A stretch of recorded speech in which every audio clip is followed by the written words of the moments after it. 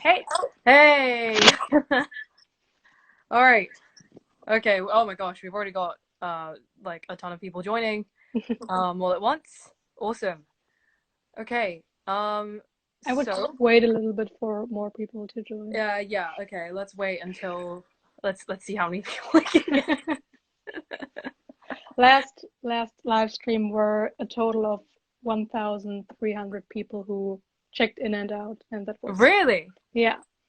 That's amazing.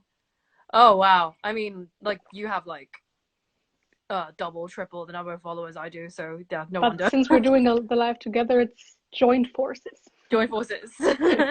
I'm sure there's like a massive overlap though. Like the community's Yeah, not. definitely. Like when Yeah. I'm sending out the welcoming messages, I see like other accounts they're following, and there are a bunch of people who also follow you. So Yeah. Awesome. Okay, we've got like 41 people. yeah, I think we can start. Yeah, okay. So bit of uh basically the point of this live was basically as a part two to what Manu and I did last week because basically we answered a bunch of questions but didn't get to them all. And Um even in this live stream, we and don't yeah, and will be even this able one to we're answer still them not all. we're still not answering all the questions because we got so You're many. amazing, guys, for having so many Yeah, like questions. absolutely fantastic to have such passionate fans. Yeah, but basically, like the theme of this one is less of a polyamory 101 and more of a kind of general discussion around some topics that you guys wanted us to discuss. And we've kind of, well, I've got the Google Doc right here Yeah, on I my have screen. notes. You've notes, yeah. Yeah, we're basically going to go through. I think we've got like nine different topics. Although, feel free to chip in with like whatever follow-up questions you have. And we're Or share just your gonna, own opinion. yeah, and we're just gonna go through them one by one. So, shall we start? Yeah, go Okay. for it. All right. Um, okay, so I think a good one to start with is a question that we got from Daniel Ochoa 86 Ochoa 86, which is, are humans naturally or biologically polyamorous? That's such an interesting question. What do you I think? was really looking forward to this. And a while back, like in August, I shared a quote from a book, and if you like, I can read it out. I've written it out, Yeah, go which ahead. is kind of about the history of monogamy and where it's kind of coming from. So, 10,000 years ago, when Homo sapiens lived nomadic lifestyles, wandering from place to place, men and women all had multiple sexual partners, and female sexuality was considered normal and great. It has a feminist narrative. Yeah. It wasn't until human beings stopped moving that women with sexual independence started getting a bad rep. Because once owning land became desirable, people wanted to be able to pass it down to their children, and in order for men to know who their children were, female monogamy became a must. To create a system of inheritance, societies became patriarchal, and any remaining notions of goddess-like sexual relation went kaput. With the end of women's sexual liberation came a general disgust of female sexuality. And this is from the book Word Slut by Amanda Montell. You repeat that again for the title? Word Slut, Amanda Montell. Word Slut by Amanda Montell. So everyone got that. Because I think we listed a bunch of books last time and people were Yeah, like, what? Wait, yeah, okay. Um, yeah, I I don't. It's interesting because like obviously there have been a ton of studies that have been done into like various different species, and there are some like naturally monogamous species and naturally like polyamorous species, although like yeah, whatever you want to call them, I guess. Um, uh, but it's interesting because like I would hesitate to kind of use any kind of evolutionary arguments to justify like literally yeah, any kind of human behavior anymore because um I don't think like we because of like the societal kind of pressures that we have and just various like institutionalized structures that we have in place. I think it's very hard to say like how much is nature and how much is yeah, nurture, because you're influenced by like societal beliefs and your environment and stuff like that. And I think that the way like humans have kind of advanced like socially or culturally or whatever means that it's far less easy to say like, yeah, you know, what's natural and what's not, and what is a choice and what isn't, because and also like I think also there's such diversity of human experience. I mean, I used to think like, oh, isn't it normal for people to be attracted to other people, like Yeah, even when in definitely. a relationship? Like I thought like that was just something that everyone did. Mm. But then I have had like some very, very, very like staunchly monogamous friends tell me like, no, like when I'm in a relationship, like my brain literally just switches off to all other people. And like Okay, that's interesting. wild. It's wild to me, yeah. Or at least like I think even if they are like able to like see other people as like attractive, um they don't kind of, and they don't like entertain that thought any further. It's just like, Mm. oh, Yeah. you notice it and then you don't think about it that much more. Whereas like Mm. I think polyamorous people will probably like, Yeah. they go, yeah, right, yeah. uh, So and I like, think what would it be like kissing that person or cuddling yeah, with that person, whatever? yeah. And I think I obviously like I don't have like the link to back this up with a road, but I remember that I got a commenter on my Facebook page about 2 weeks ago, which was basically saying something like, um apparently like the link between like, you know, like monogamy and polyamory, whatever, is kind of based on how like like the humans response to like oxytocin in the body. And basically like Mm. oxytocin, for those who don't know, is like basically known as the love hormone. It's like the bonding hormone, and yeah, makes you feel good things. And basically like apparently like polyamorous people, non-monogamous people rather, are like more likely to respond more to like oxytocin and are more like sensitive to it.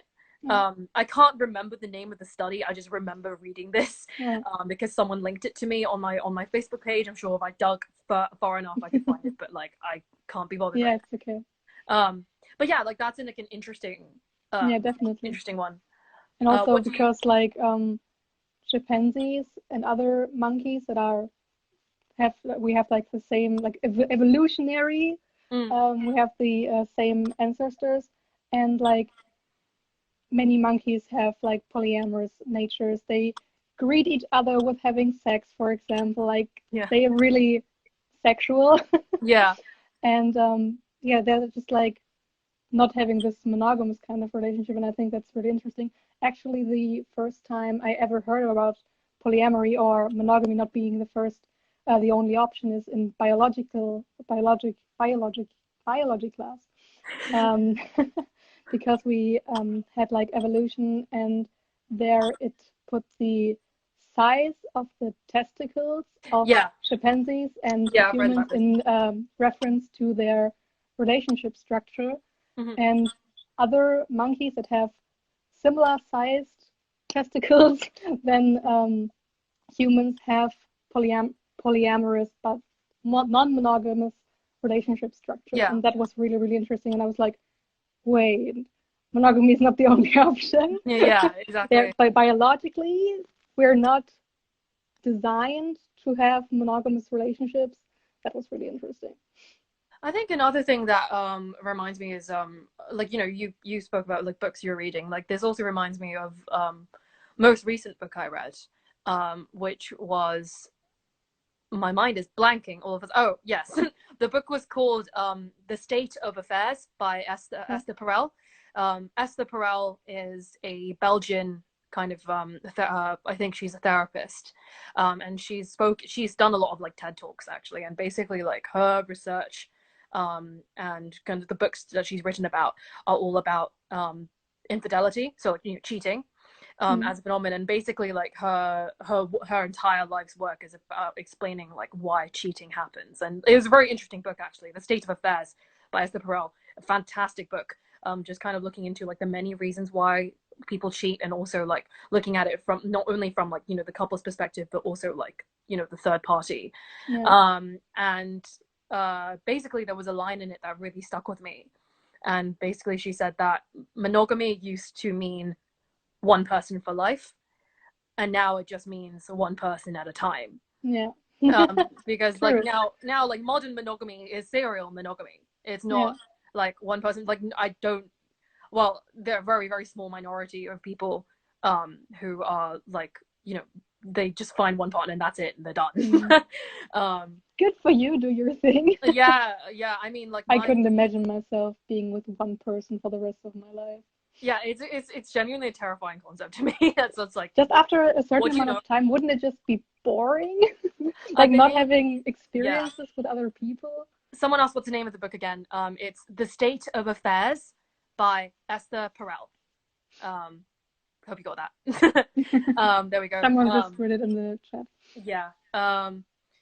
But yeah, like it's a bit, I don't know.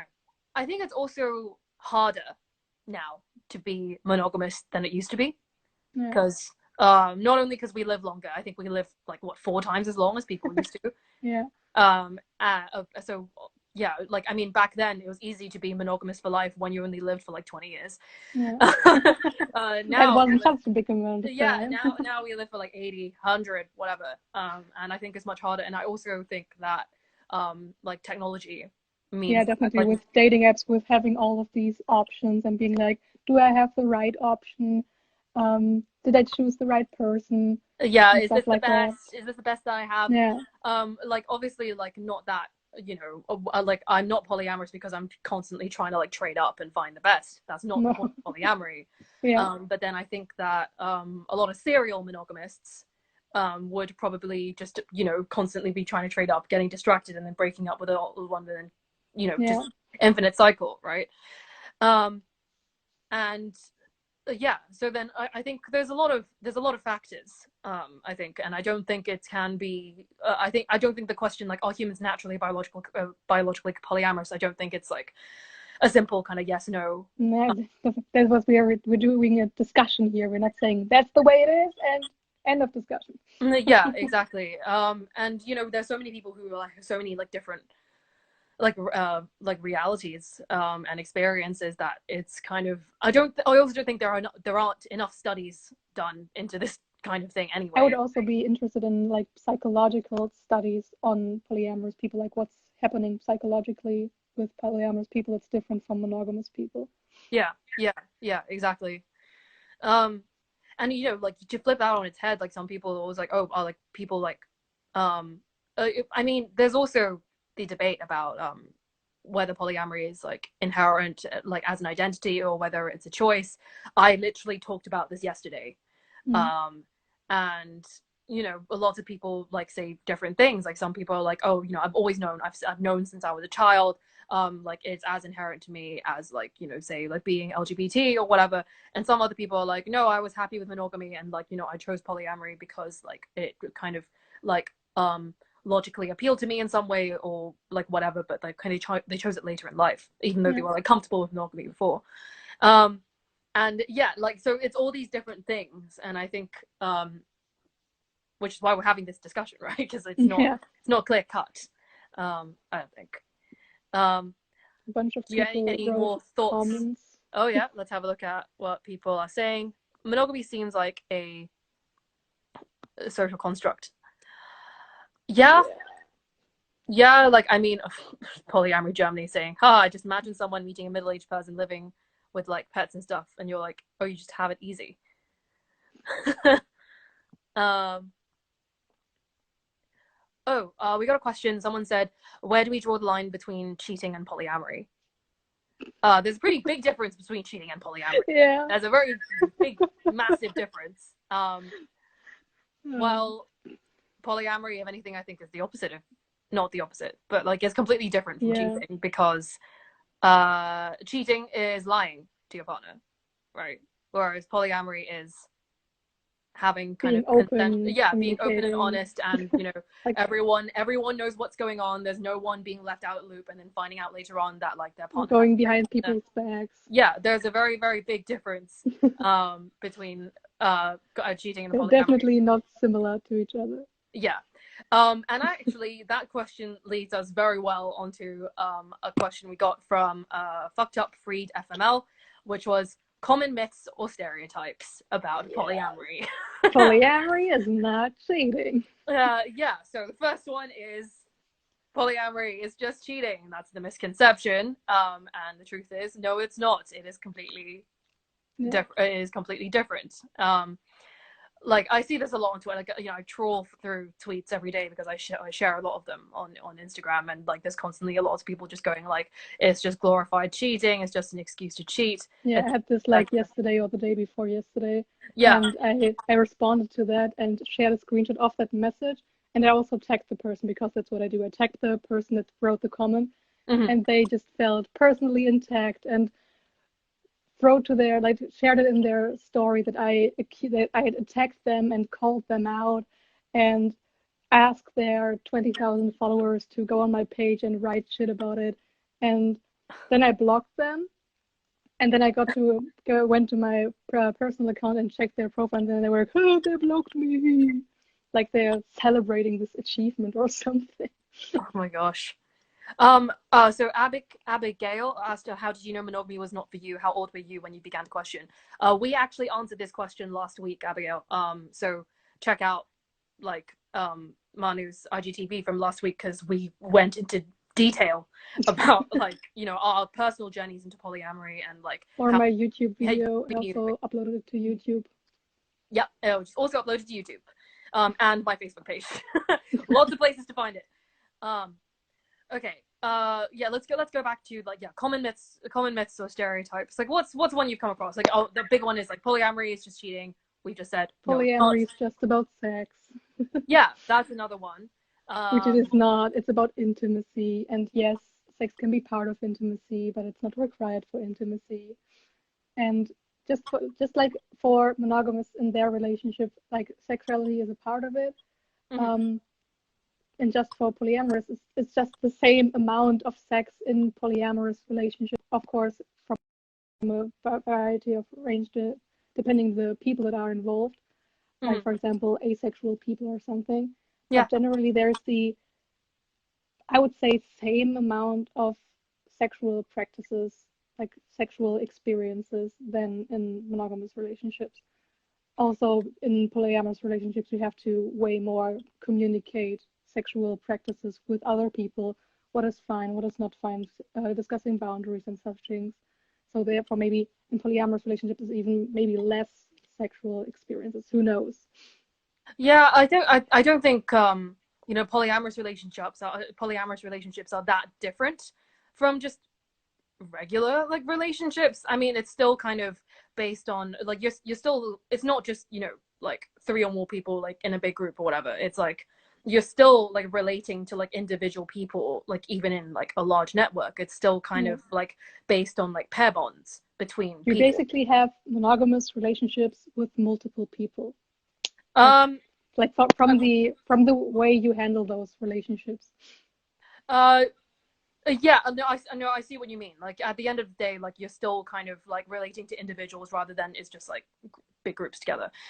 Just kind of like you would with friends. I think I make a lot of comparisons between like polyamory and friendship, because that's like the most accurate way to describe it. It's like, you know, you have multiple friends.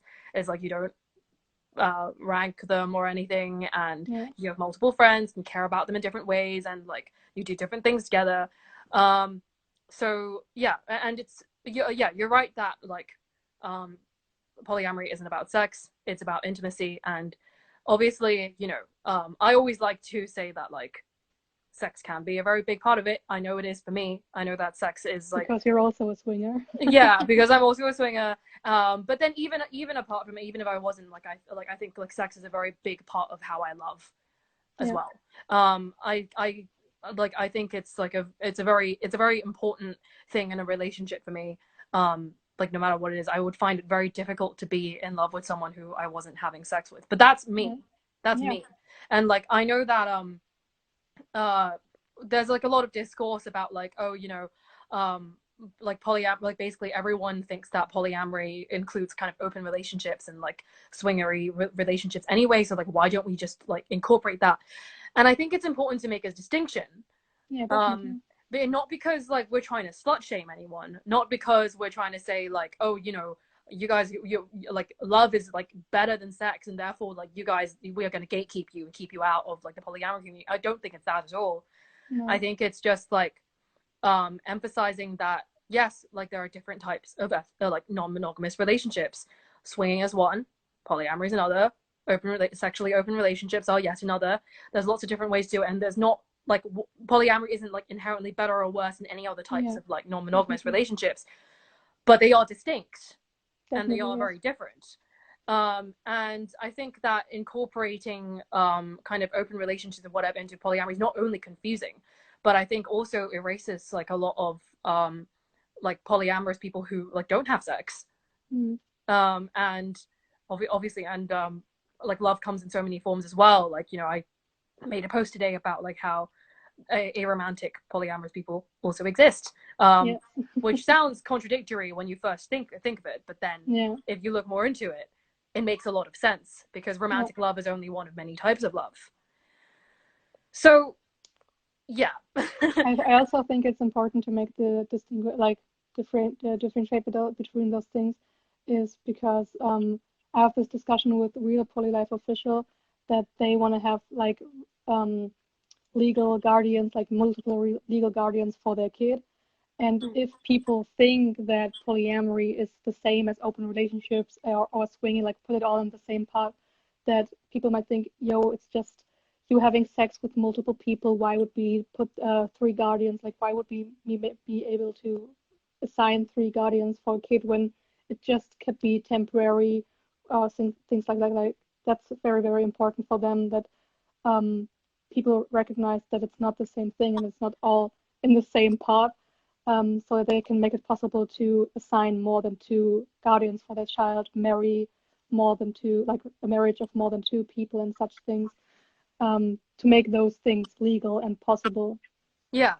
And it's unfortunate that like people will kind of denigrate like sexual dynamics, because like, you know, I don't see anything wrong with sexual dynamics. They're not inherently kind of more like unstable or anything like that. I think I've had some very fulfilling, purely sexual relationships with people that have lasted a very long time.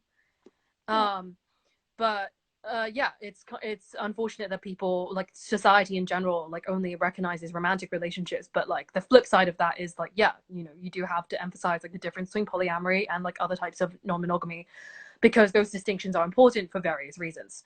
Definitely. So I think another big stereotype that I want to discuss is how, and this is partly the fault of the media. I think like the media focus whenever people talk about polyamory, whenever like I see an article about polyamory, I don't know if you've noticed this, but like the stock photo for like a polyamory article is always like 3 pairs of feet like under like a bed. Have you seen it? I've seen yeah, like it's always just like, yeah. And that's another thing about like, oh, it's all about the sex, but also I think the media focuses on polyamory being like groups of like 3 people. Yeah, like only triads, thruples or V type of relationships, and not being like quads or bigger groups or parallel polyamory and such things.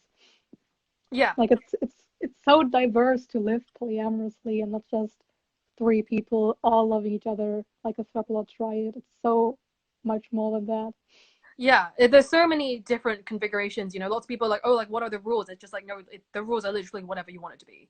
Yeah, exactly. Also, solo polyamory is not pictured anywhere. It's also another form of practicing polyamory. Yeah, like, you know, my partner and I, so like we live together and like we date separately. Always have since the beginning of our relationship.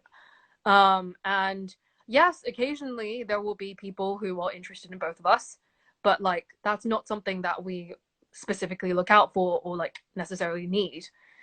And yeah, and I think that like when like all the media focuses on is like, you know, couples looking for a third, it also kind of unicorn hunting. It kind of creates the idea that like, oh, it's just, you know, a couple's being predatory and looking for a third, and it's always a woman for some reason, etc. You meet her. Yeah, like you meet her. Yeah, you meet her. Like disavow, as we said last week. Disaster, fucking disaster. But like, but yeah, like it's so much more than triads. And like, you know, a lot of couples like date separately. There are like individuals, like solo poly individuals like yourself, Manu, who like, you know, doesn't see themselves as part of a couple. You just kind of like have whatever. My thing. Yeah, you just kind of do your thing. Exactly. Whereas like, you know, I am like part of like, I guess, a couple. But then I'm open to that changing. I'm open to like whatever kind of arrangement like fits me and like whoever I might meet in the future, right? And another thing is when people see like three people words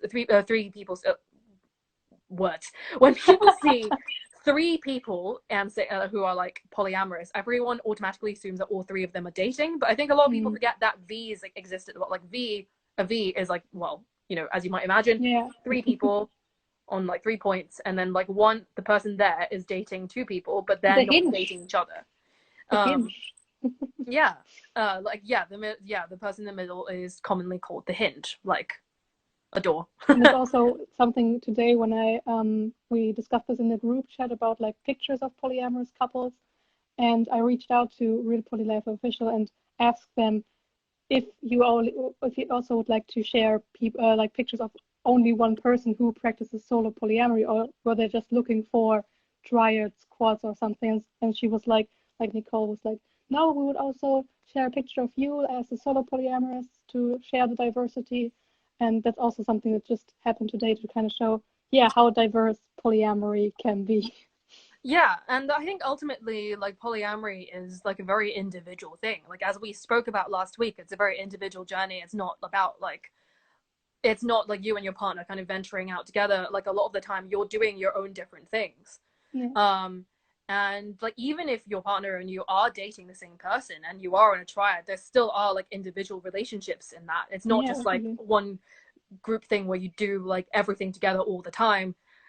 Even in triads, like based on like, you know, my own experiences and other people's experiences, like the bonds between, like, say there's A, B, and C are dating, like A and B have their own alone time, B and C have their own alone time, and A and C have their alone time, and they all also spend time together.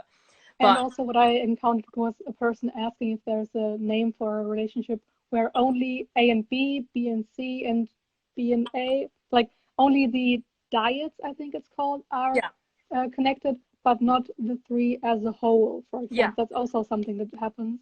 But I don't know if there's a special name for this. It's generally called a triangle as opposed to a triad. I've definitely been in arrangements like we didn't have like a group dynamic, but then we were also both dating the same person and we just always did it separately. And that works pretty well too. So what are the common myths or stereotypes? That brings us up also about the like representation of polyamory in media also. So apart from like, you know, that it's all like triads, I think also most of the triads I've seen with like, you know, in the media, like with You, Me, Her, Professor Marston and the Wonder Women, or like Trigonometry, like all the mainstream polyamory media that we've seen involve triads specifically with one man and two women. And I think it's regrettable that there are more kind of more like diverse kind of dynamics shown out there. But for example, in Sense 8, there are two triangles, but with two men and one woman both. And there is a quad, I think, with three men and one woman, like the parents of, what's her name? Amanita. Yeah, it's beautiful. But like that's like the one exception I can think of, but the vast majority of the time it is always like one man and two women, and it's like that kind of, I think it stems from the fantasy of many guys having a threesome with two women. I think the like homophobia of what, me with another man, oh no. I think it's like there's a lot of different reasons. Like I actually wrote an article about this today, like on my Facebook page. Like I wrote a blog post about, like, you know, why are there so many FFM triads, and like there are and you know, like other types of triads in comparison, or even like other kind of polyamorous dynamics, like where are they? And why where's the diversity? And there's like a couple of reasons in this, like, which I break down in my article, but basically I talk about how because like there are more like bisexual women who are out compared to bisexual men, because I think obviously like biphobia happens regardless of gender, but then like there's definitely, the society definitely treats bisexual women differently from bisexual men. And I say this as, you know, and we are both, you know, bi pan women, so and I think that like you know, obviously like we get like slut shamed a huge amount, but like when it comes to like kind of positive portrayals of bisexual women, a lot of the time, you know, bisexual women are portrayed as like liberated and empowered and feminist, you know, like taking control of their sexuality, etc., etc. Yeah. Whereas like I think there aren't a huge number of positive portrayals of bisexual men. Bisexual men are still kind of stereotyped as like liars and cheaters, which is really unfortunate, and I think kind of contributes to the stigma of like fewer bi men being out. So then because of this, like that's why we see like more bisexual women out, therefore there's more of them available for like, you know, triads with 2 women, where like they are free to date like 2 or more genders at once. And so that's like the first reason. And then I think the second reason is how, like what you said, Manu, about kind of like the male fantasy, like the male gaze kind of fetishizing relationships between women. I don't know how sexualizing relationships between women. Like I think even in Yumi, like in Yumi Her, which like we both agree is a disaster, like Yumi Her like refocused on the relationship between the 2 women like way more than their relationship with like both of their relationships like with the man. Like lots of like really kind of sexual kind of filming like of them like making out and like taking off their clothes and stuff like that. Not so much with the guy. I only watched the first 4 episodes. Right. So. Yeah. No, I watched the entire thing. So. And I see this a lot with kind of other like polyamorous content I've consumed, because I think, you know, there still is like, you know, this like fantasy of like, oh, you know, like men like love to watch like 2 women together, etc. So it kind of like, I think like a triad with 2 women and 1 man is more kind of socially acceptable and more like palatable to major audiences, because they're like, oh, well, of course that's what a man would want. You know, that's what every guy's fantasy is, when obviously that's not necessarily true. And also, like in Sense8, for example, that reminds me of the like Danny, Arnaldo, and Leto connection, because Danny is very fond of seeing gay men, so it's quite the opposite of the general fantasy of 1 man, 2 women. The guy wants to see the men together, and there it's like 1 woman, 2 men, and the woman likes to see the man together and gets all of that. And also another thing that might contribute to this is like I think a lot of men just don't unpack their shit about other men. Like insecurity, maybe. And obviously I'm not saying that all triads with 2 women, 1 man are just 1 penis policies. Obviously not. But then I think that like a lot of men do get weirdly insecure about like the women they're dating being with other men, whereas they don't have a problem with their girlfriends like seeing like other women. I mean, and this is like so pervasive. I mean, I've literally met couples who claim to be monogamous, but then the woman is bisexual and she can sleep with women, and I'm like, what? You're not monogamous though. You're sleeping with women. You're just with men, but you're sleeping with women. And they're like, oh no, we're monogamous because women don't count. They've said this to, I literally had this said to my face. Also another time, like I was at a party and I was making out with a woman, and then she kept claiming she was straight. She was just like kissing me and still claiming she was straight, and then I was just like what do you mean we're literally kissing? What are we doing then here? Yeah, what are you doing? We are, you know. And then she said it again. She was just like, oh, you know, like it's fine for me to kiss you. This is just fun because women don't count. And like I think honestly, like in that moment, like when like she like was kissing me and then said to me to my face, women don't count. I think it would have hurt less if she just slapped me across the face. Did you just walk away? Like I just didn't know how to react in that situation. I was just like, I just held her at arm's length and I was like, what do you mean by that? And she looked really shocked and she looked really confused. Like you were on the same page with her. Like she thought that you were on the same page. Yeah, it was so bizarre to me that she was just like, oh yeah, like, we're just totally just like having fun, right? This isn't, and I'm like, no, I'm legit attracted to you.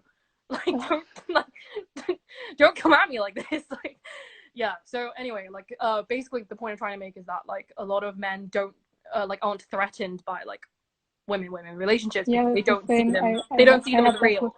Yeah, I had this with a friend.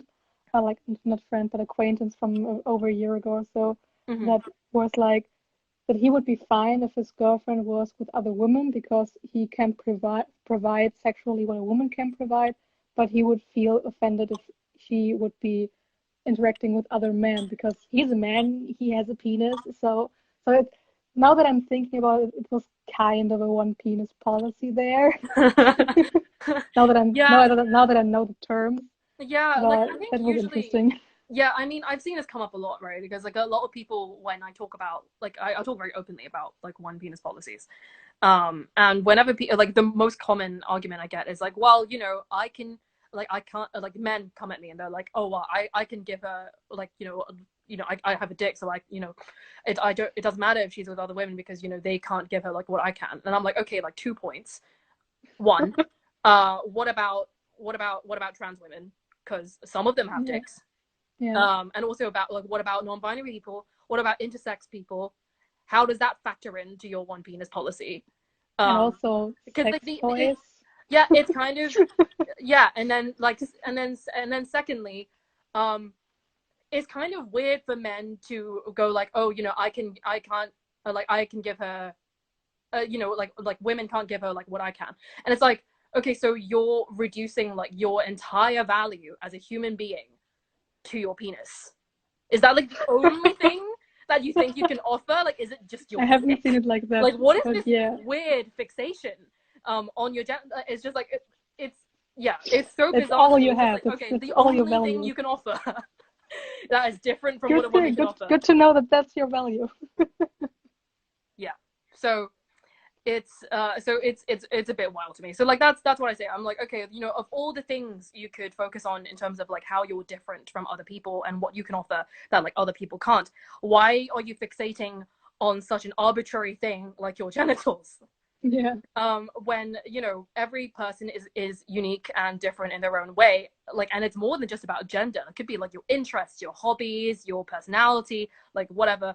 I think like focusing needlessly on just like one thing, especially like something like your gender or your genitals, like seems like very bizarre to me when people have way more to offer than like their performance in bed. And even if you also have a penis, another penis owner can provide a totally different sexual experience, exactly, regardless of having the penis or not. yeah. And then also like kind of forgets that like a lot of queer women use strap-ons. So exactly, like that's what I meant with what are you like gonna do sex about toys that? are an option as well. So yeah, I don't know. Like, yeah, one penis policy has really pissed me off. But like, so someone feels a little ignored in the chat. Archit Tripathi, or what's your name? Like, what was your question? Can you send it in again? I'm scrolling through the chat and can't find it. I'm just scrolling in the chat, and no. Are you referring to doing a live with you about the topic, whatever topic you need, or what are you referring to? I think they're saying they want to do a live with us. But about what topic? Yeah. Well, reach out to us afterwards, Archit Tripathi. So, you know, but like this live, we've been announcing it for the past week. It's just the two of us. We wanted to stay this way for today. So let's just do that. Also, some people, when I go live, some people will just send the request in that live stream, and I was like, no, I'm not taking spontaneous requests. We can talk about it beforehand, but not like spontaneously, hey, let's do a live together. Most of the time I don't even know who that person is and why I would go live with them. Yeah. Anyway. But off topic. Ezra, nice joke. Moving on. Any other kind of This is a monogamous life. I don't know if you can even have more than two people. That's pretty polyphobic of Instagram to only have two people available in the live stream. I'm sending a report to Instagram. All right. You're not very much polyamorous, including. Yeah. do you have any more common myths or stereotypes? I mean, I could literally go on forever, but like, what are the main But ones? I think the cheating and the sex part are the main ones. Yeah. So Carrie says, trans non-binary people in the polyamorous community. I don't want to speak for either of those groups because I am neither trans nor non-binary. But if you know any trans or non-binary polyamorous people, you can send them our way and we can have a chat, like talk direct messages with them and hear their voices and broadcast them on our pages. Yeah, actually there's like quite a well-known trans polyamorous person on Twitter they're called Litter, I think their is Litter Ellie. So it's like the word literally, but like spelt with ELLY rather than ALLY. Would recommend checking them out. They write some really good stuff. So send me their link later or something. Yeah. Oh, and the safe space therapy is non-binary. Hello. Hello. Oh, I love it. Okay. Oh, no. I have a live stream with a safe space therapy on the 6th of March. Beautiful. Yes. All right. Okay. I think we've covered like the main myths and stereotypes. I really think that like we could do a whole live just about maybe that. You want to mention just a few, not getting into detail, but maybe just mention some other misconceptions. I think that a lot of people think that it's just a phase, that it's just a short-term thing, and that people. But that's with LGBTQ also. Yeah, right. People say, "Oh, you're just bi for a phase." Yeah, exactly. Obviously, it's not. And but yeah, a lot of similar things to like the like the LGBT community. Actually, now that I think about it. But yeah. I'm just writing down some usernames of the people who are non-binary, so I can reach out to them. Beautiful. But go ahead. Okay. Well, speaking of, I think the next topic we can move on to is a question from Zofia Anna, which is about representation of polyamory in the LGBT movement, and in brackets, if it's even a part of it. This is quite a thorny issue. I think that like there's like a massive debate about whether polyamory belongs in the LGBT community. I personally think it doesn't. Same. Yeah. Yeah. That's my opinion. I think that obviously there's a massive overlap between the polyamorous community and the LGBT community, because non-monogamy has been part of like gay culture for a long time. But they're not the same thing. And I don't think that they have to be co-opted into the same movement to be like made more or less valid. I think that like the polyamory movement and the LGBT like QIA plus movement like obviously can support each other and like acknowledge each other and stuff like that, but they don't have to be kind of one and the same. That's my opinion. Yeah, definitely. Yeah. Okay. Well, we agree on that. But I see many LGBTQ people, for example, when I see fan art, like people showing fan art in the colors of the pride flags or something, that polyamory is very much always included. And maybe the LGBTQ community doesn't know any better. I don't know. But yeah, LGBTQ is about like gender identity and sexuality, whereas polyamory or ethical non-monogamy is about relationship structure and the way you have those relationships. And of course, they can be queer, but they don't have to be. Yeah, absolutely. And I think Ezra in the comments put it best. I think they're overlapping communities that should work together to support one another. Yeah, definitely, because they have huge, like many similarities in the way of oppression. Yeah. And therefore, yeah, we should work together. Yeah, that's my kind of stance on it as well. Okay, I think that kind of wraps that topic up. Yeah. One thing we'll move on to. Someone asked, Sassy Red Senorita asked, safe sex and polyamory, just as a general topic. Yeah. Well, any thoughts on that, Manu? Well, I haven't had sex with multiple partners at the same time yet, so I can really talk about that. And actually, I never had much thought about safe sex, like getting tested and such things. I never did that, actually. Wait, really? Yeah. Wait, you never been tested? No. I don't know if it's a German thing that's not happening often here. I don't know. I get But tested every 3 months, even in lockdown when I wasn't doing anything. Like I was getting tested every 3 months. It never yeah, occurred to me. Like it I've just been. wasn't never a topic for me. Oh wow. Okay. Maybe it's a cultural thing. Maybe. But like, yeah. So to answer, well, I have more experience with that personally because I've been having sex with multiple people for years now. Like I basically ever since I got to university, so that was 4 years ago, and I have just been on a wild hoe train since then. Okay, so yeah, my advice on kind of safe sex and polyamory, and also just non-monogamy generally, because you know polyamory doesn't necessarily mean you're having sex with multiple people or indeed having sex at all. Yeah, how to have safe sex. I think an important thing to say that is that like there is actually no such thing as safe sex. I think you can only have safer sex, but no sex is entirely risk-free. Yeah. Even you know, I'm not just talking about kind of different like contraceptive methods not being 100% effective. I'm also talking about things like you know, not condoms can't protect against all STIs, and yeah, they're like various other things. Like basically, if you're like whenever you're having sex, you're taking a little bit of a risk, and all you can do really is reduce that risk. And the ways you can do that are to get tested regularly, and you know get like a full test, like not just for like you know the standard things like HIV, syphilis, gonorrhea, and chlamydia, but also things like herpes or HPV.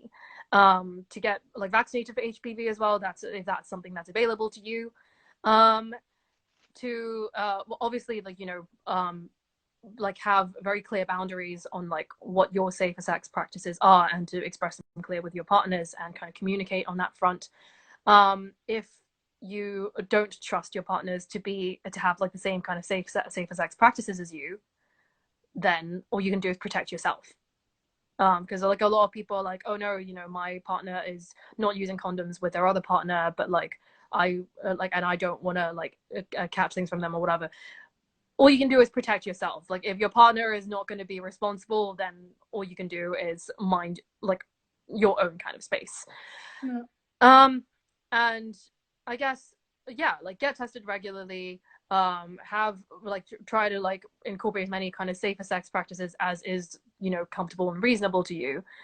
Communicate frequently with your partners, like if like you know you're having sex with new people, and also just be vigilant about STIs, and if they do happen, which they probably will if you have a lot of sex, and there's nothing wrong with that, to kind of like you know tell people about it and disclose them as soon as they occur, because a lot of you know, similar to other physical illnesses, like the faster you get it treated, the faster you heal, and that's basically the same for sexually transmitted infections. They are no different than other illnesses. And yeah, I don't think it's like I think another thing that like people here's another misconception that people have, that basically all non-monogamous and polyamorous people are just completely riddled with disease, and that's actually not true. If anything, actually, there have been studies done into this, and non-monogamous people are actually more like they are more likely to practice safer sex than monogamous people, because I think generally in a monogamous relationship, because you assume that you're only sleeping with each other, you don't use protection during sex. But that and when if monogamous partners cheat, they actually are less likely to have safe sex, and they're less likely to care about their monogamous partner's safety, and you can catch like STIs that way. Whereas non-monogamous people because of these open communication channels, because they're constantly talking about like the sex that they're having, and you know, like the kind of boundaries around that, etc., etc., and like how regularly they're getting tested, because they know that they're having sex, and so they're more cognizant about like getting tested all the time. You're actually less likely to catch an STI. So yeah, it's nothing like whether or not you get an STI and, you know, practice safe sex generally has nothing to do with your relationship orientation, and has everything to do with just kind of your personal safety, your personal hygiene, and kind of levels of like sexual kind of responsibility. Yeah. So that's some sex ed for you. I learned more than in sex ed in school. Yeah. Yeah, so that's some stats right there for you. Yeah. Okay, moving on. We've got a topic suggestion from Janet Gowans on relationship hierarchy. Mm-hmm. So how about we start with kind of defining like the different like, you know, hierarchical and non-hierarchical polyamorous relationships. Manu, would you like to do that? Yeah. Well, hierarchical relationships are when like having a primary partner and having secondary partners, and having this hierarchy, who has a priority, who's more important, and like who has a priority over the other. Mm-hmm. And I don't know if hierarchical implies relationship anarchy. Not necessarily. Yeah, okay. But yeah, non-hierarchical, it basically means that there's no hierarchy and everybody's on the same level and nobody has a priority over the other. I would actually amend that a little bit regarding the non-hierarchy. I don't think non-hierarchy is necessarily everyone's on the same level, but I think like everyone is treated the same. Yeah, like that's basically what I mean. Yeah, it's not about like like, you know, if you get a date, you get a date, and like, you know, if I take you to the park, then you also get to go to the park. It's like, no, it's like everyone like dogs. like dogs. No, it's like basically like non-hierarchical polyamory means that like every person that you date like has the right to negotiate, like, you know, independently, right? Yeah. Whereas like in hierarchical relationships, typically it's like a couple that has like a primary relationship with each other, and they treat each other as their priority, each other's number one, and like all other relationships are like secondary to that. And in some hierarchical relationships, they kind of will place rules or limits on these secondary partnerships. And like, and this can be like, they can't stay overnight, or you're only allowed to see them a certain number of times a month, or you're not allowed to, like, basically the primary relationship gets to dictate the rules of the secondary relationships, and often the secondary partners don't have much say. But this isn't always the case, and I think I need to draw a distinction between prescriptive and descriptive hierarchy. What's the difference? So basically, descriptive hierarchy describes like the current state of the relationship. So for example, I am in kind of a descriptive hierarchical relationship, in the sense that I currently have one kind of serious partner, I guess, and I live with him. We live together. We have very entwined lives. And all my other partners right now, obviously I'm not seeing them a huge amount, and they haven't got that same level of seriousness, because that's just not how it's worked out. It's not because my boyfriend did anything. He didn't say anything about what I could and couldn't do. It's just, this is how it's worked out.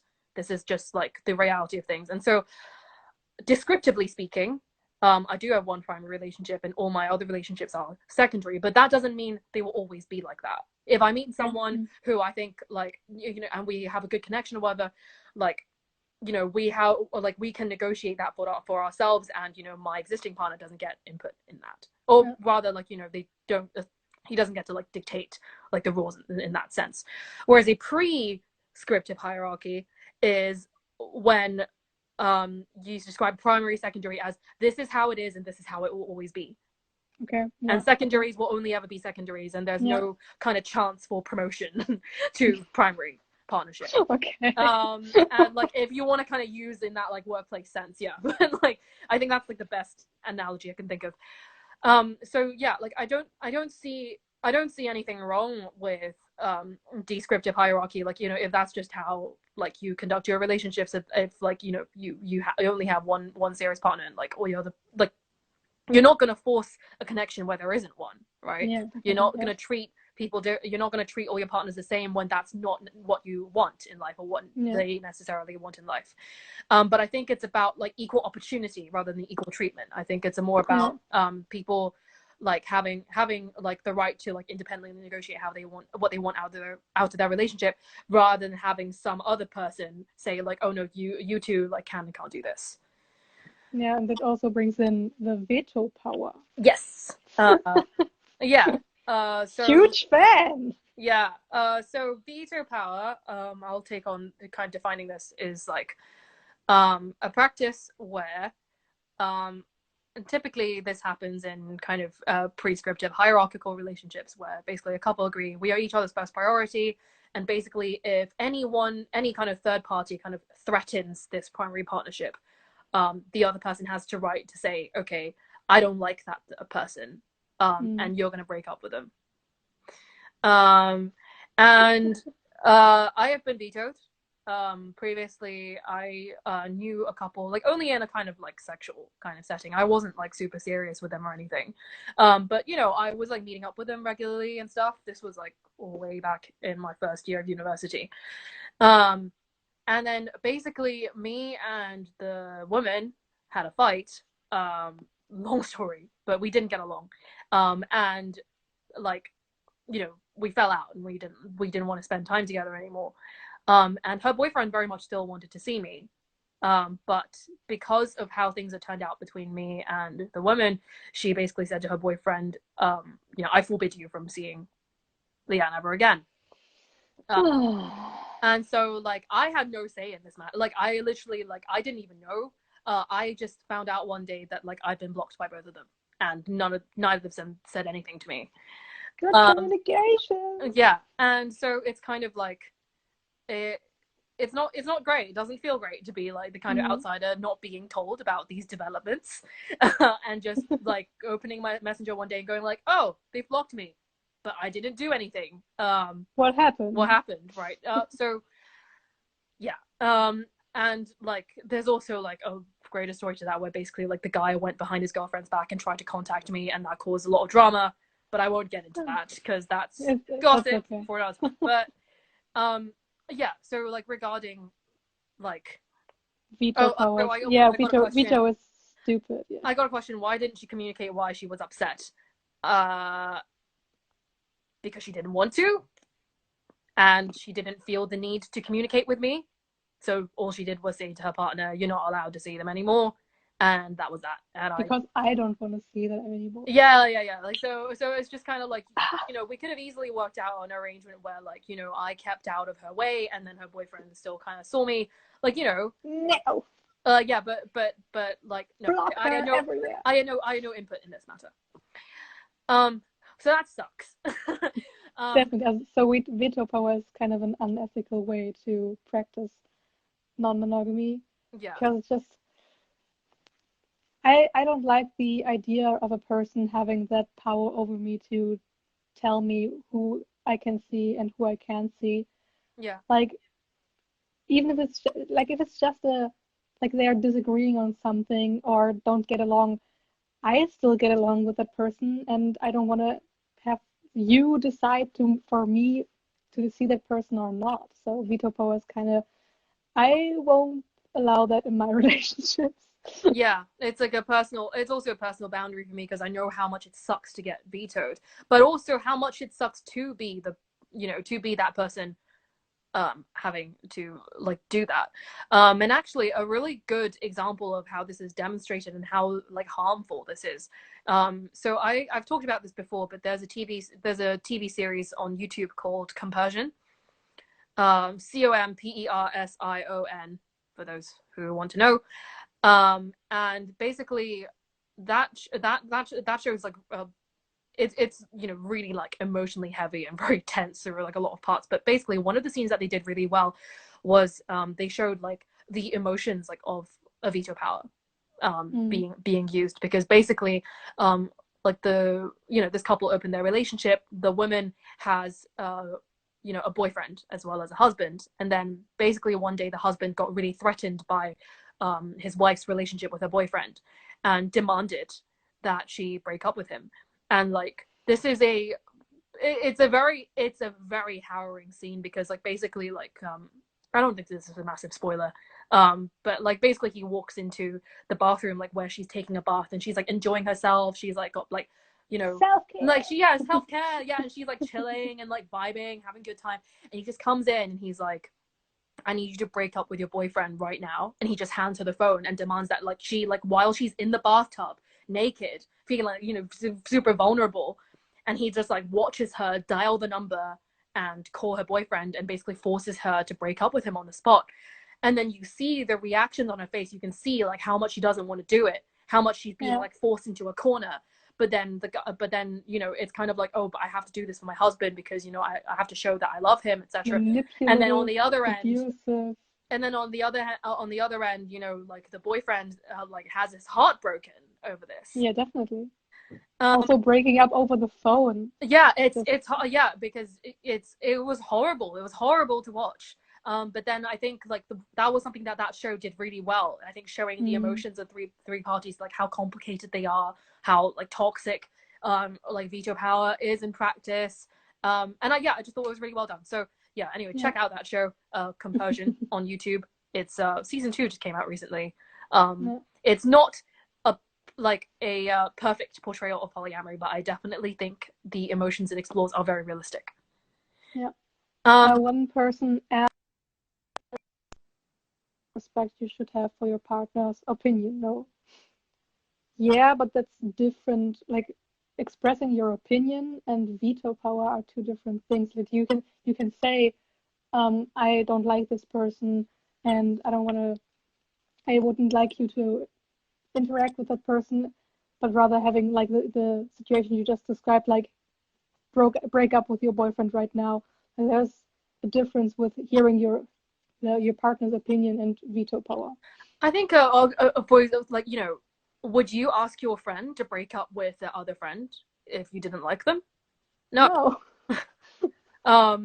You know, because that's not your business. That's not my thing. It's not my business who your friend like spends their time with. And equally, like, you know, you can say like, oh, I don't want to be anywhere near that person. I don't want to spend time with that person. That's fine. That's good for you. But then like saying like, oh, but like people around me, like they can't do that either.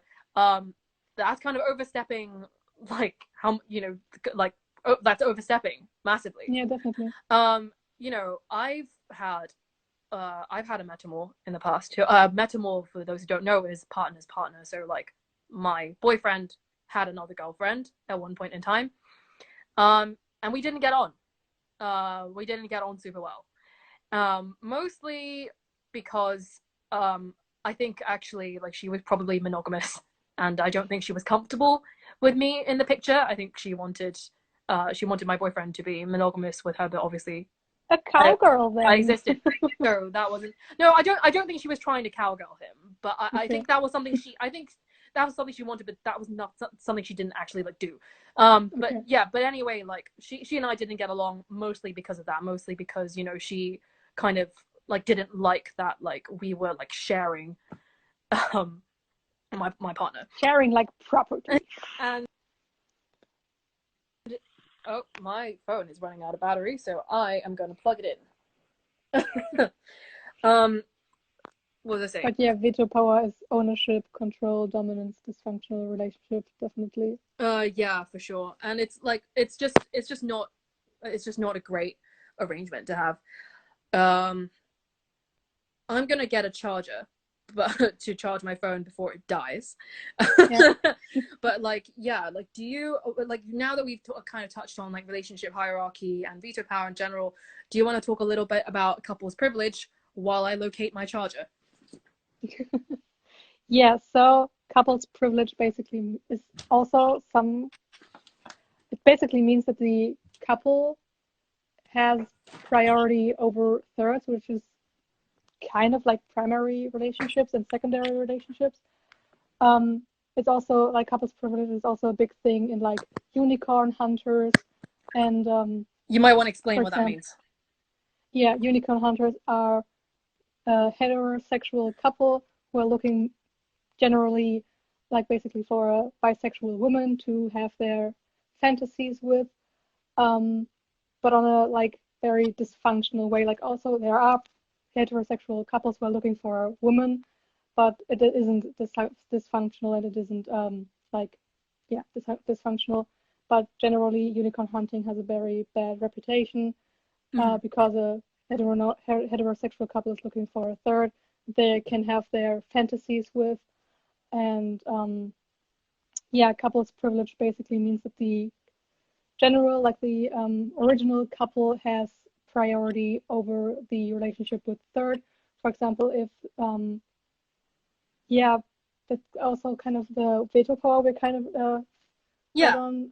I mean, like for example, when in a marriage, that the husband and wife have a couples privilege, and when the wife says, "I don't want you to see that woman anymore," then the man has to do it because their relationship is threatened or something along the lines of that. Yeah, and you know, like as I described in my personal experiences earlier, like I've been like the third a lot of times for couples, and thankfully only in a sexual context. Like I'm personally not comfortable, and this is me personally, but like I'm not comfortable entering into a triad with two people I barely know. But for like a threesome or something, yeah, great, cool. I'm happy with that. But like I've definitely still kind of experienced like, you know, being vetoed and like being kind of treated as disposable, purely because like, you know, I am that fun plaything that like gets discarded the moment I've served my purpose. At least that's kind of how it feels to me sometimes. Obviously that has not been my like all my experiences with couples. I've met some couples who have been really lovely to me, actually. I think one of my early experiences with like a threesome with a couple, which has honestly set the bar for me in terms of just group sex ever, was basically like, you know, I met the guy first, and then I didn't meet them together. Firstly, I met the guy first. We went on a solo date, and then he was like, "Oh, I have a girlfriend. You know, here's like a picture of her. Like, if you're interested, you know, would you like to do something together? But like, no pressure if you don't want to. This is just a suggestion." And I looked at the pictures and I was like, wow, yeah, she's really cute. Yeah, I'd love to meet her. So I was like, cool, yeah, let's do it. And so I wasn't pressured into anything. And then, you know, the second time we met up, obviously like his girlfriend was there, and he and his girlfriend cooked me dinner, a 3-course meal with dessert. And like, it was so great. Like it was awesome. Like I was like 18 years old and they were like grad students at university, so they must have been like 24, 25. So they're a little bit older than me. And like they just took care of me. They treated me so well. And you know, I was never pressured into anything, and I had a great time. And like honestly, since then, like that has been the bar for me. I've been like, you know, cook me dinner. Like I'm joking, obviously not. But like that was honestly like a really like a great experience for me. So like not all my experiences with couples have been toxic. That's the point I'm trying to make. But I do feel that like a lot of the time, you know, the kind of idea of like the third is that like, oh, she's just here like to kind of serve us and like serve like our relationship, and like, you know, spice it up and make it more exciting. And I think a lot of couples fail to treat the third that they bring in as like, you know, an individual with wants and needs of her own. And yeah, as Rose said, they really wined and dined you, lol. Yeah, like they really did. That's a dream. A great memory. But yeah, like regarding like couples privilege, like that can show up in more ways than just unicorn hunting. It's not just, you know, like how they like kind of treat thirds and unicorns, but also in other ways, like I don't know, like my in hierarchical partnership, it's like, oh, you know, my wife, my husband always comes first, and you know, like whatever you say like has to go through them first, like I have to like get approval and permission from them before I get to do anything with you, like that kind of stuff. And to be honest, I think the thing about couples privilege is that like a lot of people think like, oh, how do I get rid of couples privilege? Like how do I like make sure it doesn't exist in my relationship? And to be honest, I really think that the vast majority of the time, there are some cases where like you can definitely minimize the effect of couples privilege, but just like with other types of privilege, like white privilege, straight privilege, whatever, privilege isn't something you can just get rid of. It's like there, and the best thing you can do is be aware of it and be aware of how it affects people and try to mitigate the effects of it. Okay. And how do you like what are some practices to minimize couples privilege in your opinion?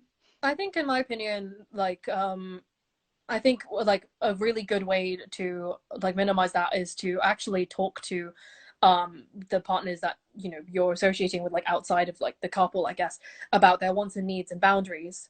And instead of just going like, oh, here are our rules, you must follow them, go, well, what do you think about these agreements? It's like have like room for negotiation. And that's why like in kind of a lot of polyamorous arrangements, like people usually say the fewer boundaries and rules that you have, the better.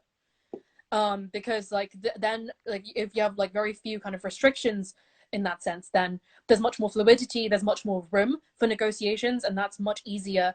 Then it's much easier to kind of conduct relationships with other people who can come in and have their own say with like how like they like things to be done. And yeah, I think like it just including them in general discussions and like basically like any kind of important decisions that you make, try to include like, you know, everyone like who like would be affected by that decision in that kind of arrangement. So yeah, I don't think it's something you can get rid of entirely. I think it's something that should be kind of made aware of and minimized. But I think in the vast majority of cases, like couples privilege is often so entrenched, whether by like marriage or like living together or like having kids together, that like a lot of these privileges and hierarchies and stuff are quite unavoidable. And so yeah, it's just best to be aware of that. So that's my take on that. But yeah, no, I mean I could you know, my experiences like as a single bisexual woman, like in the world of like swinging and, you know, threesomes and like meeting couples and stuff like that, has kind of really informed me now that I am part of a couple. And now like I guess, you know, me and my partner are meeting women who sometimes come into come to our lives as like the third, although obviously I don't see them that way. And I think my previous experiences have informed me like how to treat the women I come across and how to treat them better and be like aware of their needs, because I basically treat them like how I would have wanted to be treated by couples in the past. Yeah, that's the best thing, like treating others like you want to be treated in like general terms. Yeah, exactly. And I think, you know, like it's so easy to kind of prioritize your primary relationship and then just like forget everyone else. I think that's like a really kind of pervasive mentality that, like as we've spoken before, like we should get rid of. But yeah, it's a thorny issue, and I think it isn't something that's just going to go away. Someone asked, have you ever been with a couple that has kids or is expecting to have kids? No. I probably will in future, but like I'm 22 years old, and most of the people that I've met who are non-monogamous and polyamorous have been at my time at university, and I'm pretty sure most people at my university don't have children or are not expecting children. So that's why. But I'm sure like once I get into like the working world and, you know, much more like independent as an adult, I will probably meet many couples who are expecting kids. And indeed, there are many polyamorous couples who have children. But yeah, like my experience has primarily been like, you know, couples who are just like together, but not, yeah. Also, another question, when did you know you were poly? Manu and I covered this last week, but in short, I think I've probably always known, but properly started practicing non-monogamy when I was 17 or 18 years old. Whereas Manu, you found out about polyamory in 2019. In August 2019. August 2019. I always felt And you always polyamorous, felt, but I didn't know the term. yeah. So that's in short bit. And if you want to know the full story, you should check out our live from last week, which is on Manu's IGTV, on my Facebook page, and also on Manu's YouTube channel. So 3 places you can watch that video. And we're not going to go into that story again today. Okay. What other questions did we get? Okay, we got one acceptance from Jimbot7. Acceptance in society and what needs to happen for polyamory to be legally recognized. Yeah, that's definitely a very, very interesting thing. And I think people just need to start talking about it. And also the stuff that we're doing on these polyamory pages, like on social media, we are normalizing it. We are creating safe spaces for other people who are questioning. We are talking about stuff and normalizing in that way. And people should take those topics and put it in their like direct environment, talk to it about friends, talk to it about family if they're comfortable with that, and just like normalize it. And also one thing I said when, for example, meeting new people, just like casually asking, hey, what's your desired way of having relationships? Because that puts monogamy out of the default and invites new ideas or unconventional ways of having relationships. So I think that's a great way to normalize it. Yeah, I think socio-cultural attitudes are probably a really big factor to kind of getting things legally recognized, because they're not gonna legalize things unless like that's an issue that people actually care about strongly in society. So yeah, I think like, you know, general kind of visibility and representation, you know, the kind of work that you and I are doing and a lot of other wonderful people are doing, to normalize it in society and make more people aware that monogamy is not the only option. But I think in terms of like, so that's the first step, I guess. But then I think in terms of just getting polyamory legally recognized, I think what steps would need to be taken. So here's the thing, like polyamory isn't technically illegal. It isn't. Like it's like, you know, there are no kind of laws about polyamory specifically. There are laws on, you know, like polygamy. You know, there are laws on like marriage, and you can't marry more than one person in most places in the world. But polyamory specifically, there are no laws about that. But it's very taboo in many countries. Yes, firstly, it's taboo in many countries, and also polyamorous people are not a protected class. So what this means is that whereas, you know, the LGBT community, they are a protected class in most Western countries, in the sense that if you are fired in the workplace for being gay, for example, you can file discrimination lawsuit, because that would be against the law, and like LGBT people are protected under the law. Polyamorous people are not. There's nothing in the law that says like people can't be fired for being polyamorous, which is why a lot of people aren't out at work, because like there is a risk that they could be fired for being polyamorous, and it would be perfectly legal.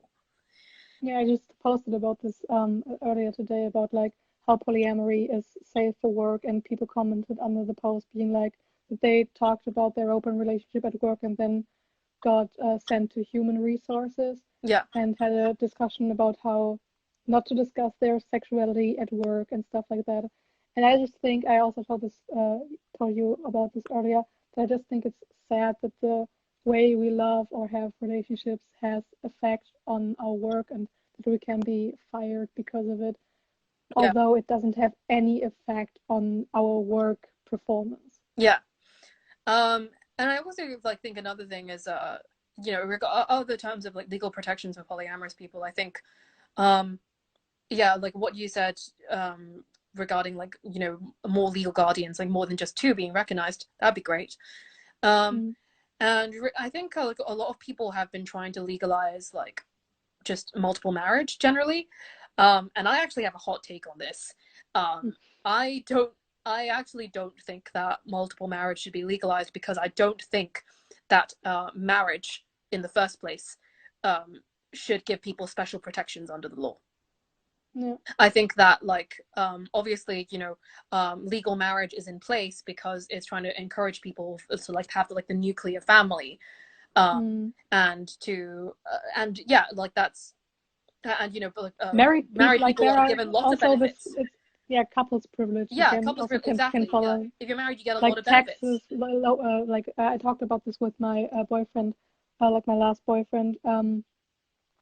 We were just discussing, like not in a serious way, we were just talking about marriage and stuff. And I was like, yeah, I don't want to marry anyone because I want to keep my independence and don't want to get involved and seen as a unit to a person. And he was like, yeah, but married couples, they have to pay less taxes and they have more advantages and stuff. And I was like, yeah, so that's the issue there, that married couples have benefits, like advantages over single people. Yeah, and I don't think that should be right. Yeah, because so yeah, I don't think plural marriage should be legalized because I don't think marriage should have had anything to do with the law and government in the first place. So like my take is that marriage, like legal marriage, should be completely abolished. Either and I don't think that it should be kind of institutionalized in the way that it currently is. You know, giving like married people benefits and tax breaks and things like that is like really damaging to quite a lot of people. And I think like plural marriage would also just be like a tax nightmare, because imagine if you could marry everyone and then you could get passports to like literally every country in the world, which sounds great, but then Which like, you can't actually, you only can have 3 nationalities well, assigned on your passport. in I think not in all countries. I think you can get multiple nationalities, like if you kind of play your cards right. But like yeah, but like imagine the logistical nightmare of that. So like yeah, like for logistical reasons and also just like generally, like I think that I don't think plural marriage will be legalized anytime soon. And then imagine the divorce. Yeah, when multiple people decide to get a divorce and only like maybe, I don't know, 4 people are married, 2 want to get divorced. What are you gonna do exactly? It would be so it's so complicated. So yeah, like I think that like I don't think plural marriage should be legalized. I think marriage should just be abolished. That's my take. Yeah. Since I don't want to marry either, I'm with you on that. But some want to have this, but I think you can still have the festivity of marriages, like having a ceremony to celebrate your love, for example. Like you can still have that, but just not having these legal law advantages. You can still have your festivity and tell you each other's vows or whatever, but don't have this, law bound or whatever. Yeah, and it also just makes divorces so messy. Like I you know, 50% of couples get divorced, something like that, and it is a massive financial risk. Can I just say, like, you are putting so much of your finances and assets on the line just to prove that you love someone, and I don't think that's a wise decision at all. Like I don't know, like so I didn't study family law when I was at university. So I did a law degree, but I didn't study family law specifically. But based on like what the limited knowledge I have about like divorce law generally, legal marriage is really like a massive financial risk. And like I don't and this is something that my partner and I have talked about. Like we don't plan on getting legally married if we can avoid it. We want to have a commitment ceremony. Like we can, you know, like I mean I'm sure we are financially struggling, and then maybe we'd be like tax breaks, but like but like basically like the plan is we're going to have like a commitment ceremony, and I don't think I don't really see us getting legally married unless like we had to for like some random bureaucratic reason. And because like I feel that if you know, I feel that it's unrealistic to have a one partner kind of stay with you for life.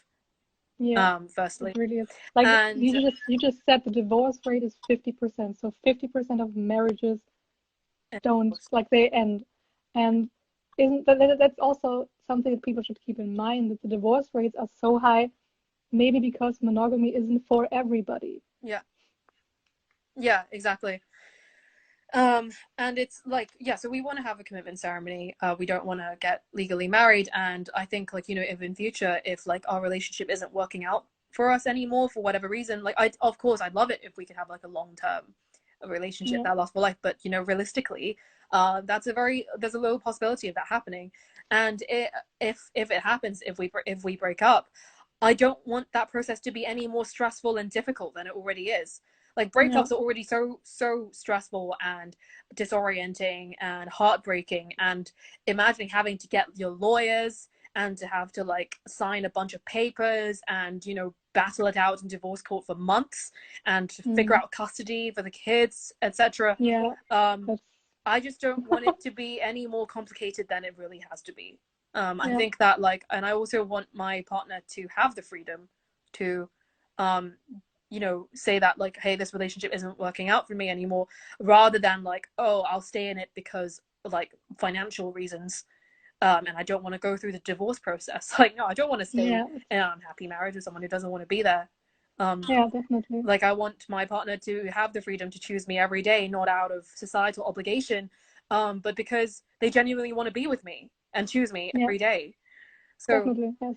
Yeah, so that's my so yeah, like that's kind of my life plans. Who knows how they'll change in future, but that's kind of my my opinion on that right now. Definitely. I got a question from, I don't know how to pronounce that username. This is it. Contentious. This is contentious. Me and my girlfriend have always talked about having a third and are really interested in the idea, but not sure where to start at. Could you give me some advice on how to move forward with it? Okay. I think basically a lot of I'm assuming you're like new to polyamory, the person who asked this question. I think the name's pronounced Young Kira. Young Kira, yeah. So my top advice to you, I'm assuming that you're new to polyamory. If you're new to polyamory, don't look for a third. That is my top advice to you. You know what you should do? Resources. What you should do instead. I would highly recommend that you, firstly, do some research and look into some resources and actually do the research and like what it takes to open up a relationship. But also try dating separately first, because polyamory is ultimately about your journeys as individuals, not as a couple. I think it's very easy to like when you're jumping from monogamy to polyamory, it's very easy to go like, oh, my partner and I will do everything together, we'll always date the same people together and whatever. And let me tell you, like in love, it's going to be a lot more complicated than that. And you're going to have a very hard time finding someone who's going to be equally attracted to both of you, who wants to pursue a relationship with both of you when they barely know either of you as people. It's a lot to ask for from someone. And it's also something that unicorn hunters do. For example, on a dating website, a bisexual woman meets the female part of the relationship, and people then be like, oh, I would be definitely interested in having experiences with a woman. And then the girlfriend or wife or whatever be like, yeah, but you also have to be sexually involved with my boyfriend, husband, or whatever. And then you're like, yeah, but I don't want to. Okay, then we don't have any, then we don't be involved, we aren't involved together then either, if you don't want to be with my boyfriend. Basically, like, I think if you and your partner present yourselves as a package deal and go like, you can't, if you date one of us, then you have to date the other. And, you know, if it doesn't work out with one of us, you can't date either of us. If you think about it from the other person's perspective, that's a really shit deal. Yeah. Right? Think about it. Like, generally 2 in 1 is nice, but not in this term. Yeah, like, okay, so like imagine, okay, think about it from the perspective of like your potential third. Okay, like put yourself in their shoes. Sergio Delara, thank you for linking unicornsareus.com. I'll get to that. But okay, think about it from the perspective of the bisexual woman in this situation. So you're a single person enjoying life out in this world. And you meet a couple who say this to you and say like, oh, we're looking for a third, we're looking for someone who will love us both equally and, you know, progress like in that way. And you know, if it doesn't work out with one of us, both of us will dump you. So Couples privilege again. Even if so, like imagine having two friends, and basically they're like, oh, if you end the friendship with one of us, then no matter how close you are with the other friend, no matter how well you gotten to know each other, no matter how well you connect, it's both of us. It'll be over. Like, it's not an attractive deal. It's not an attractive arrangement. And I think that a lot of couples who like go out seeking for a third don't really think about like, you know, like what they're offering. Because like, yeah, okay, they're like, okay, yeah, it's wonderful to date both a man and a woman at once, but you could easily do that without having the man and the woman be in a relationship with each other. So my topic, and I also like, triads are not easy. Having a third is not easy. Like, you might think it's like really fun to like share the same person together and do everything together. But in reality, like most couples who don't know what they're doing end up fighting over their third like they're a toy. Arguing over like who gets more time with her, making comparisons about like, oh, you know, I went on a date with her, so like you have to as well. Like in You, Me, Her, like in the fourth episode when they're starting out. Getting like the jealousy, like there's a lot of jealousy issues and like a lot of kind of just, I get to date her first. Yeah, basically like if you're new to polyamory, don't start with a triad. You are learning to run before you can even walk. And like it's just not a good idea. Like, I think someone said once in a Facebook group a long time ago that like triads are PhD level polyamory. They are like top tier level polyamory. They are very difficult. I've been doing non-monogamy and polyamory for 5 years, and I still don't think I'm ready for a triad. Yeah. So like, yeah, it's not the easy fantasy that you think it will be. And also another thing that I'd like you to consider, kind of in a triad relationship, right? It's all well and good if all three of you are in love and like you're all having good times together and whatever. But what if it doesn't work out? What if one of the pair bonds breaks up? Right? What if you break up with like the third, and now your partner is dating your ex? Yeah. Think about that. It's not a great situation. And basically there's a lot of moving parts in a triad, and it's not just a couple dating a third. It's about like the kind of individual relationships between the three individuals, as we've spoken about before earlier in this live. It's a lot more complicated than you think.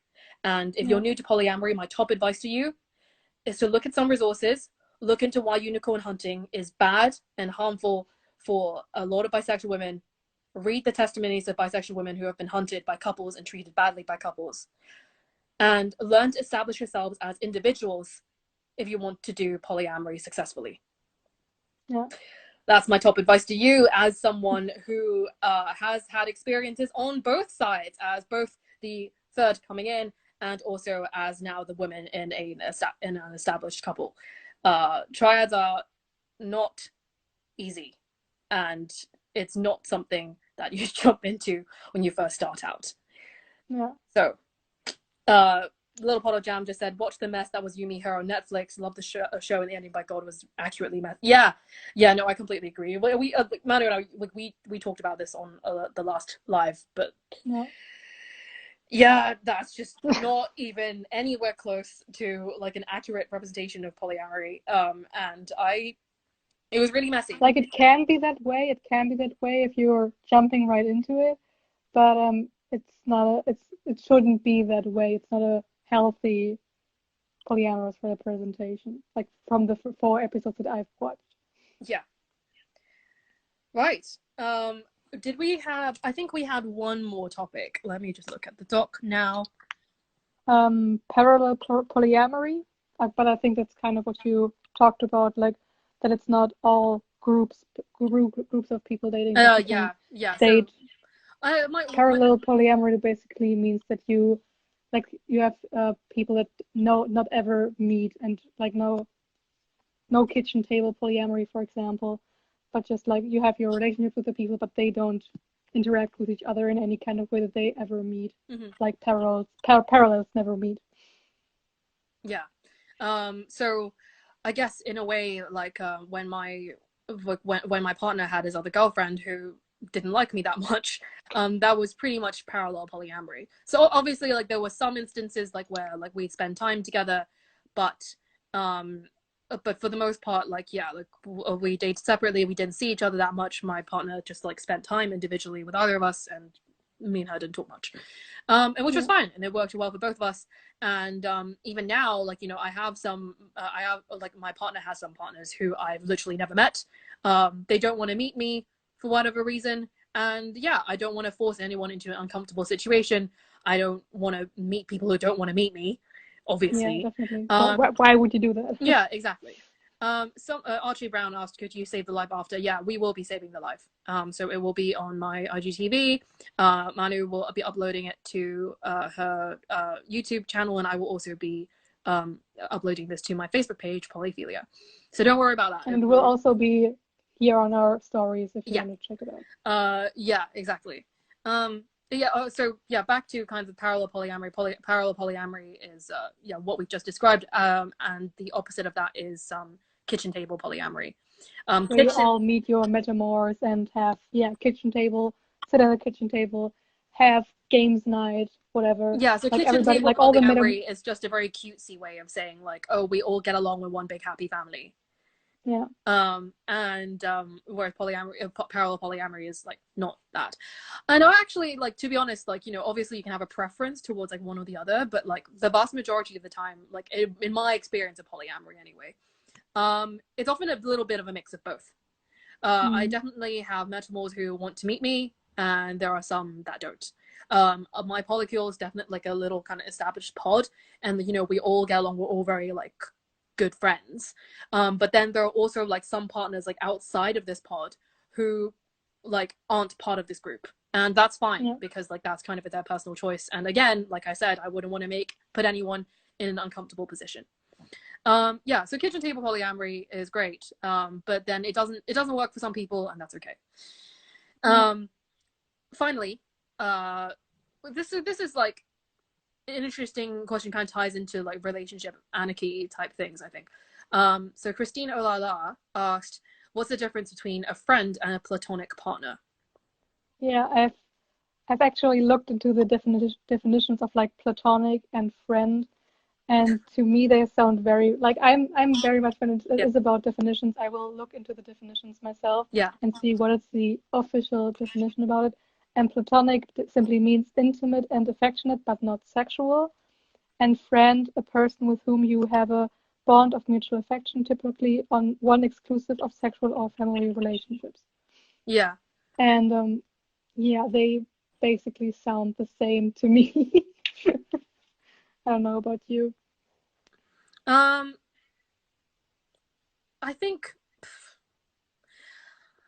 I think there's an important distinction to be made between like a friend and like what the aromantic and asexual community call like queer platonic relationships. So this is actually quite timely because this week happens to be Aromantic Awareness Week. This is something I found out yesterday. Aromantic Awareness Week is like the week following the week of Valentine's Day. It kind of makes sense. Week of romance, a week of anti-romance. Not anti-romance. Why not? You know what I mean? Like I think obviously like friends come in like many different forms. Like there are some friends who are long distance, some friends who you see occasionally, some friends who you see every day, and like there's much more kind of fluidity and flexibility. But I think like calling someone a platonic partner kind of implies like some level of entanglement and commitment. Not to say you can't be committed to regular friends, but I think like partner has that kind of connotation, right? And like there are a lot of people who in kind of queer platonic relationships where like yes, they are kind of friends, but they do have like they are life partners. They want to build a life together. And so I think there's a subtle distinction to be made there, and I think it's about like the connotations, because like friend can be interpreted in a lot of ways, whereas platonic partner sounds much more serious. And I think people wouldn't usually say, oh, this is my platonic partner. Like, no, like it depends on it's very contextual. So like I think that would be my response to like the difference. So right. There's some Owl with Glasses asked, even though a triad seems like it would be easier because there are less people, doesn't it leave potential for the buildup of more jealousy than four ways or other arrangements? Yes. In my experience, yes, it definitely does. And this is why I always say like it's definitely not entry-level polyamory, because dating someone who your partner is also dating is a lot more complicated than it sounds. Because I think it's a lot easier to make comparisons. Like if you're dating if you and your partner are dating different people, then there is less of a likelihood that you're going to be like, oh, like that, you know, you got to see them this many times a week and I only got to see my partner this many times a week, because like, you know, maybe my partner and my partner's partner, they have completely different schedules. Yeah. So then like maybe there's a difference, like maybe like the person I'm dating has like a much busier schedule, so of course they're seeing me a lot less. But if me and my partner are dating the same person, we both know exactly what their schedule is. And so when that person makes time for your partner but not for you, or whatever, like it's much easier to kind of make comparisons in that way and get in your head about it. Especially if you're new to polyamory and haven't kind of figured out and processed like your insecurities and jealousy around the matter. And yeah, it's complicated because like you all basically like get in each other's business. And like it's very difficult to kind of keep things separate in that way and like allow each relationship the kind of breathing space that it needs. Obviously, like it is possible to do that. I'm just saying that it's harder. That at least has been my personal experience of kind of, you know, like dating people who are also involved with each other. So yeah, I do think that the jealousy issues there are much more prevalent and also like harder to deal with. But yeah, like the one advantage is that there's fewer people, so then if you all just sit around and like talk about it, you can probably work something out. But then it's like, I think if you don't have those skills in place, which a lot of people don't when they start out with polyamory, you're going to have a difficult time. Yeah, if that's the case, isn't it sort of sad that most, if not all, representation in media is of triads? We already talked about this earlier in this live stream, that we would like to have more representation of other polyamorous like constellations. But yeah, most of the time it's triads. Yeah, and I think like triads, like particularly closed triads, are seen as the most like socially palatable arrangement, because people are like, oh, it's just monogamy, but just more people. And it's like, no. And like, yeah, so that's a tricky one. And yeah, definitely I would love to see kind of more diverse polycule and constellation kind of arrangements in media that are not just all closed triads with one man and two women, as we have talked about earlier on this podcast. So okay, in terms of what are some good tips for dealing with jealousy, we covered that on last week's live, Carrie. So if you want to check that out, do that. It's on, so like I repeat this for the third time now. IGTV, Facebook page, YouTube channel. Okay, I think like we are gonna answer one more question and then we should probably go. So yeah, my mom just came in. Oh, did she? Complained. Oh my god. Yeah. Petrica Rain asked, is it fair to ask a partner if I am their top priority if they are mine? What do you think? I think this stems from like mononormative, like monogamous relationship. I am yours, you are mine. But yeah, I think you can still have that. For example, I don't know. I mean, I would say it's about it's about boundaries, right? If obviously, I think most people, like if they treat someone as their priority, then they would kind of want that reciprocation. I think reciprocation is a valid need in relationships, if that is like what makes you feel fulfilled. As for like I think asking a partner, like, yeah, like, I want a partner who, like, you know, like reciprocates in that way. If I treat them as my top priority, I would like the same back. I think it's fair to ask that. But whether your partner like actually agrees to that is entirely dependent on their circumstances. And sometimes it doesn't work out that way. Like sometimes, like for example, I don't know, I've read a lot of experiences of people like dating people who are already married, and like basically because of the entanglements that they may have with their spouse or their children or just family generally, sometimes no matter how much you ask someone for what you need, that's just not something that they can give to you. And in that scenario, like all you can do is decide, well, am I comfortable with this arrangement? Is this something that I can like that I can accept and learn to live with? Or would I be better off finding a partner who can give me what I need? Yeah. So I think it's fair to ask, but then I don't think it's like something that you can necessarily be entitled to. Yes, yeah, demand. that you can demand. I think, and also you can like, ask for it, but not like it's a requirement. You have to show me this or that. Yeah, I think it's important to also not be vague about things like, oh, top priority, because like what does that mean in practice, right? You know, because it's not just about whether someone has other partners. Like someone could be like single and be busy with a lot of things. They could be like married to their job, like, you know, or like have like really passionate hobbies, or like do a lot of volunteering or activism, or just be like really busy with other things in their lives. And in terms of like, yeah, like as priority, like I think that's very vague language when what you really mean is, you know, I want you to be there for me in like these XYZ scenarios. Like I want to be able to go to events with you, or you know, I want us to be like out to family, like that kind of thing. There's like a lot of different ways that priority can show up. And I think that it's important to be specific with your language regarding that. So, right.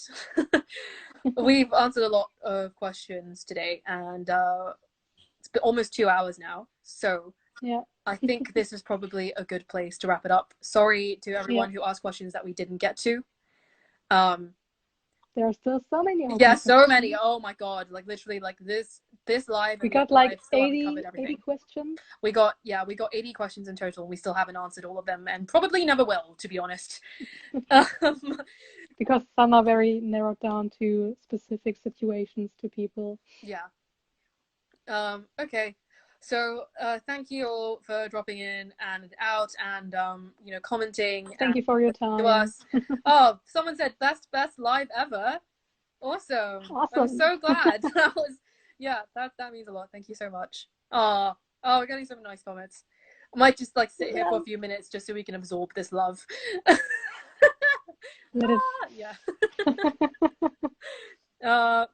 When's the next live? I don't know. I am currently actually about to move house and also move countries. So lots up in the air at the moment.